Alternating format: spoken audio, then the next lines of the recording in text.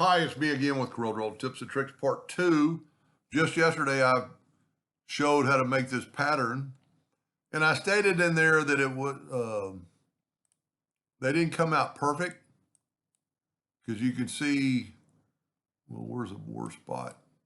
See that little bit of offset right there? It's because this item isn't perfect. Whoever drew this is basically a text that I took. But I'm going to left click, right click, and I'm going to show to you that it's not perfect in a way you could kind of fix it. I'm going to Control D and make a duplicate, and I have my duplicate distance on 0, 0, and I'm going to make my duplicate red. And then I'm going to mirror it horizontally and look at the difference, the offset. So I'm going to grab all this and I'm going to go up to weld and I'm going to weld it. And then I'm going to go Control D and make the new one red. And I'm going to mirror it the other way. See how it's off? Now I'm going to weld that together. Excuse me. And now I can make this a bitmap. So I'm going to go up to bitmap, convert to bitmap. Doesn't matter really what color. Now the only disadvantage in this is not a vector anymore. It's a little bit fuzzy. But we're going to use this. I'm going to make it smaller, holding down the shift key. And just like in part 1, since it's a bitmap, now we can use a bitmap effect. So I'm going to go down to distort and offset.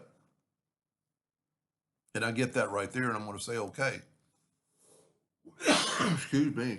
Anyway, it's still not square.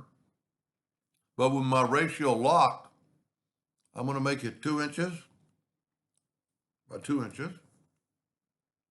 I'm going to try to just nudge 2 inches and see what happens. So now I'm going to nudge 2 inches by making a copy. I'm going to look for see that line? That's what we don't want. So now I'm going to make my nudge factor 1.98. And I'm going to make a duplicate, and that line has disappeared because it's merged them together. And then I can Control D again. Let me get this out of here. That was a pretty cool one. You don't have to hit your calculator. My calculator is right near my delete key. And then you've got that. Control D, move it down, Control D, Control D. Now, it's perfect. I have no offset because the snowflake is more perfect. Now, it is a bitmap, so I still think this is the best way to do it. If you didn't watch that in part 1, these are curves and they're vector clean art. And I did it like that. And if you didn't watch part 1, it's the video right before this one.